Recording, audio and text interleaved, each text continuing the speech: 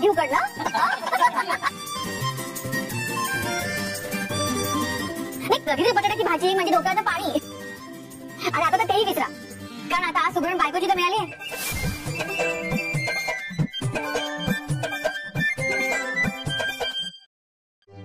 आता साईली स्वयंपाक करायचा विसरेल.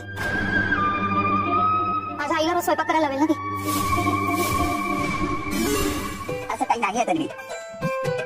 अगं अर्जुनला त्याच्या आत्याचं कितीही कौतुक असलं ना तरी तो रोज बायकोच्या हातात जेवणार काय.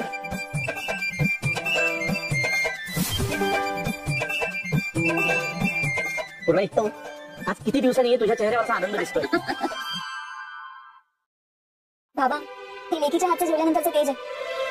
आणि आता ते असंच कायम राहणार आहे, कारण प्रतिमा ते आपल्याबरोबर आता कायम राहणार आहे.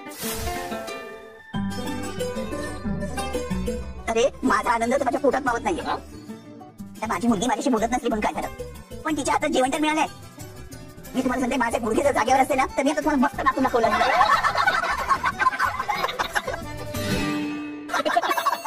काय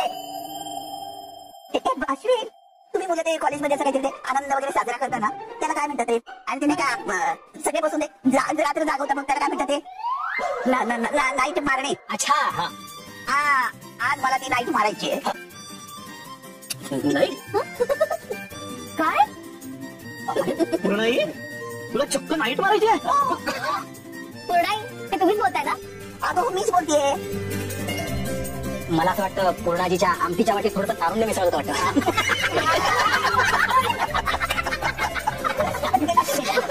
आणि काय एक म्हातारी कोणाला म्हणतो? मी अजिबात म्हातारी नाही, म्हातारी तुम्ही सगळे. मी अजून पण तरुणच आहे. पूर्णाजी तुम्ही अगदी तरुण आहात, पण म्हणून जाग्यावर वगैरे खेळायचं नाही. त्याने फक्त तुमचीच नाही सगळ्यांचीच तब्येत बिघडेल. आणि आजचा आनंद कसा साजरा करायचा हे आपण बघूया ना नंतर. पण आज सगळ्यांनी वेळेत झोपायचं. हा चला आता मालकीणबाईने हुकूम सोडला म्हटल्यानंतर सगळ्यांनी झोपायला जायलाच हवं. हो आपली आज्ञा अशी आहे. चला अस्मिता आम्हाला घेऊन चला, आपण झोपूया जाऊ.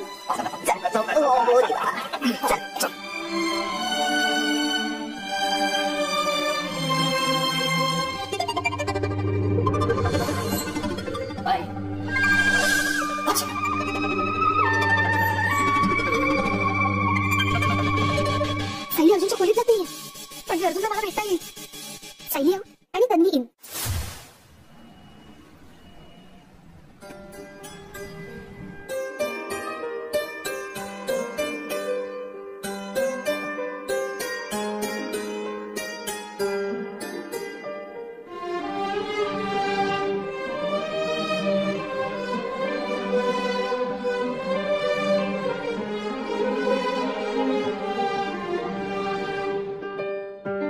तुम्हाला तुमची माणसं परत मिळवून देण्याची जबाबदारी माझी आहे प्रतिमात्या, आणि मी ती पार पाडणारच.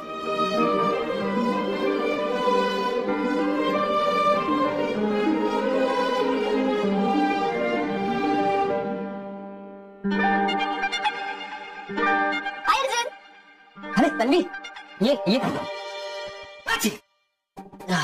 सॉरी सॉरी सॉरी, बरं झालं तू आलीस. अरे सायली माझ्या आईच्या खोलीत गेली आहे ना, म्हणून तुला भेटायला आले. सायली असली ना की आपल्याला नीट बोलताच येत नाही. Exactly right. तुला सर्दी वगैरे झाली आहे का? हा थोडीशी, पण तू आलीस ना आता मला बरं वाटेल. अगं बस ना तू, उभी बस बस बस उभी काय बस. ऍक्च्युली बरं झालं सायली प्रतिमा त्याच्या रूम मध्ये गेली झोपायला, म्हणजे आपल्याला निवांत वेळ मिळेल गप्पा मारण्यासाठी. नाही गप्पा राहू देत आज, आपण उद्या मारतो. नाही बस ना, परत कधी वेळ मिळेल सांगता येते ना. आणि तसंही माझ्या मनात तर सगळं मी फक्त तुला सांगू शकतो. माझ्या मनात काय चाललंय ते मी सायली सोबत कधी शेअर करू शकत नाही, आणि त्याचा उपयोगही नाही. मी ठरवलं की मधुबाची केस संपली ना की मी घरच्यांना पटून सांगणार आहे की मला लाईफ पार्टनर म्हणून ती बाई नको. का? ती पण आता नाही सांगू शकत. आता का नाही? आता नाही सांगू शकत ना, कारण आता सांगितलं ना तर ती सिंपती गेन करेल ना सगळ्यांची. म्हणजे मी ती मग सगळ्यांना सांगेल की बघा ना, एकतर माझे बाबा जेलमध्ये, माझा नवरा कसा वागतोय माझ्याशी, आणि म्हणूनच मला ना मधुबाची केस लवकरात लवकर सॉल्व्ह करायची आहे. आता भाऊ पण असेच येते. ते रडारड करायची आणि सिंपती गेन करायची. मी जेव्हा आश्रमात आला ना, मी काय म्हणते, औषध कुठे? औषध त्याचं वेगळं झालं बाकी.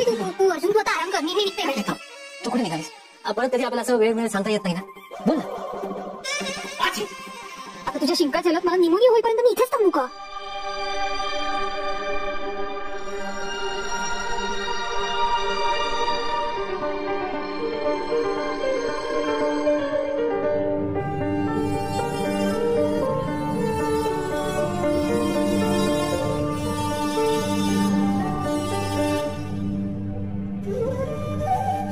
हा फोटो तुमच्या नजरेसमोरच राहू द्या. तुम्हाला रोज सकाळी सकाळी डोळे उघडल्यावर हा फोटो दिसेल आणि मग तुम्हाला जाणवायला लागेल की हा तुमचाच चेहरा आहे.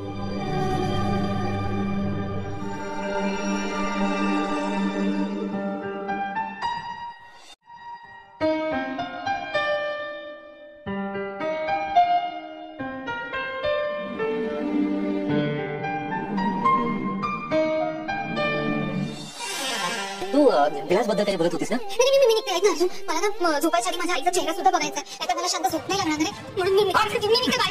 Bye good night.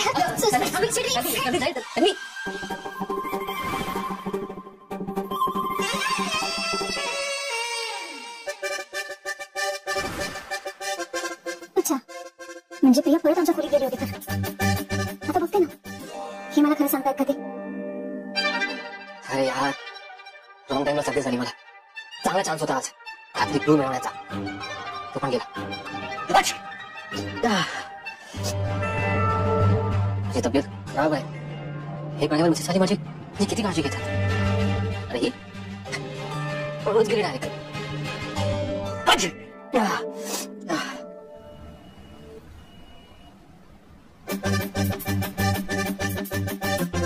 त्यांनी रूम मध्ये आली होती पण मी तिला बोलवलं नव्हतं. मी तिच्याकडे खरं बदलण्यासाठी खूप प्रयत्न केले पण मला शिंका आली आणि ती पळून गेली. ठीक आहे, मी तुमच्यासाठी काढा करून आणते. मी आपल्या रूम मध्ये आली होती, तुम्हाला राग नाही आला? माझा राग प्रियाने इथे येण्यावर नाहीच आहे. तुम्ही माझ्यापासून ते लपवता ना यावर, पण हे तुम्हाला कळतच नाहीये. तू मला समजलं ना, आणि मी प्रॉमिस केलं ना, मी तुमच्यापासून काही लपवणार नाही. मला काढा नकोय, मी गोळी घेतो, बरं वाटेल मला. बर, हे बरं आहे. एका बाजूला सर्दीच्या गोळ्या घ्यायच्या आणि दुसऱ्या बाजूला असं रूम मध्ये एसी लावून हिमालय करून ठेवायचा रूमचा. ते काही नाही. ही बघा, ती माकड टोपी आज रात्री ही घालून झोपायचं, म्हणजे तुमच्या कानात वार नाही जाणार. बसायचे नाही. तुम्ही आजारी माणसाने बोलायचं नसतं. तरी पण मला हे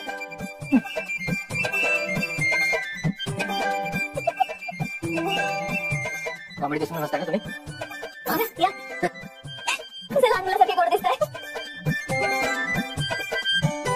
तुम्ही स्वतः किती इनोसेंट आहात मला माहितच नाही. मिसेस आहे लहान मुलासारखं गोड तर तुम्ही आहात. आता शहाण्या बाळासारखी गोळी घेऊन झोपायचं. हा, मी देते गोळी.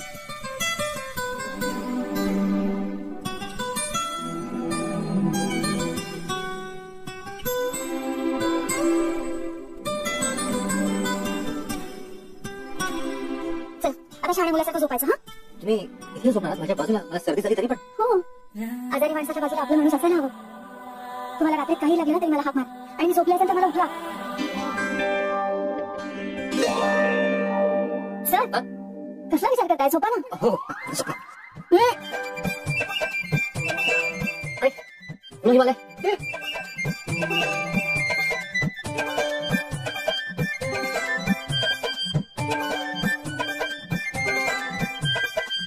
डोळे बंद. मी काय म्हणतो तुम्ही तोंड पण बंद. मी ना लहान बाळासारखं दांबवून झोपल्याशिवाय झोपणार नाही. झोपा, झोपा शांत.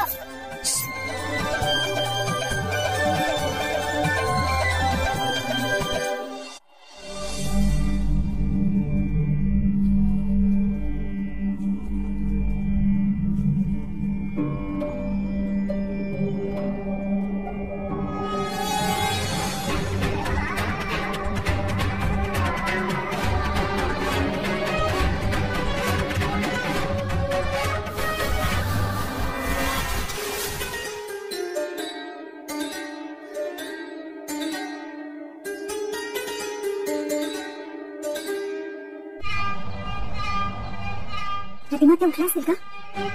त्यांना त्यांचा फोटो बघून काय वाटतं असेल?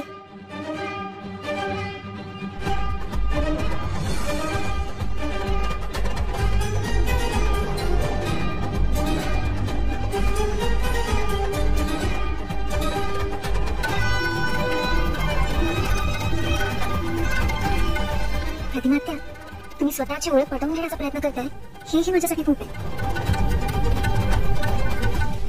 प्रतिमा आत्या, मला माहित होतं तुम्ही पहाटे उठले असाल. तुम्हाला फार पूर्वीपासून सवय आहे ना तशी. प्रतिमा आत्या, तुम्हाला रांगोळी काढता येते का? अरे देवा, मला ना खरं तर दारापुढे रांगोळी काढायची होती, पण मला नीटशी जमत नाही काढायला. तसं तर अजून घरातल्या सगळ्यांना उठायला तासभर आहे. तुम्ही जर मला थोडी मदत केली असती तर आपण दोघींनी मिळून काढली असती ना. बर, मी बाहेर सगळी तयारी करून ठेवते, तुम्ही तुमचं आवरून या.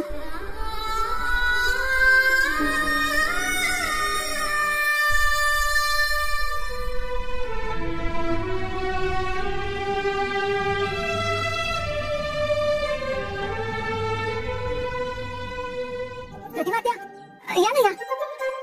हे बघा, मी इथे रांगोळी आणि रंग आणून ठेवले. आणखीन काय लागणार आहे का? बर, मला ना रांगोळी कशी आणि कुठून सुरुवात करू काढायला तेच कळत नाही. तुम्ही जरा मदत करा.